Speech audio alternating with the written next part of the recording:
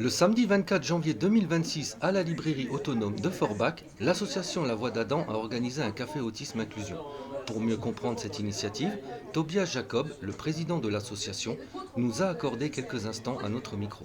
Donc, je suis Tobias Jacob, association La Voix d'Adam, et on organise un café littéraire sur le thème de l'autisme et de l'inclusion scolaire. Et on présente un certain nombre d'ouvrages qui vous donneront accès à la connaissance de différentes manières. On a des bandes dessinées, des romans, des livres un peu plus techniques sur l'autisme, donc qui sont tous disponibles à la commande ici à la librairie et qui vous permettront donc de découvrir l'autisme sous diverses approches et angles.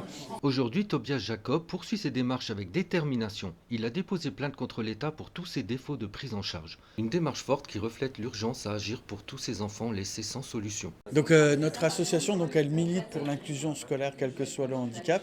Donc notre premier objectif, c'est d'obtenir la création toujours d'une école pilote sur Forbach.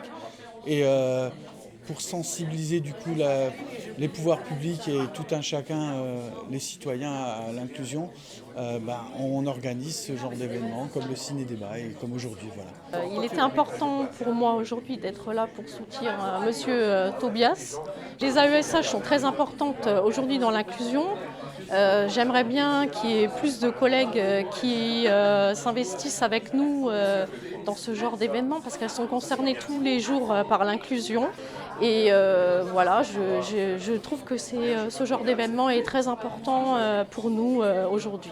Actuellement, on travaille aussi du coup sur une charte d'engagement où on va proposer donc à chacun des candidats, au moins à la mairie de Forbach, de présenter ses idées pour l'inclusion. On a déjà rencontré les différents candidats lors du débat, on les a re-rencontrés encore récemment et on va faire le point sur leur programme et sur ce qu'ils proposent.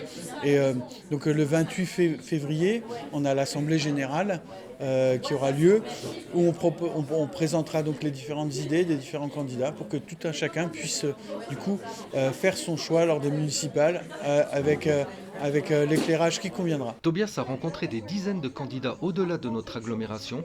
Sa charte a suscité de l'intérêt jusqu'à Metz. Toutes les candidates et tous les candidats qui le souhaitent peuvent demander la charte et lui la faire parvenir. De préférence avant le 28 février, date de l'Assemblée générale.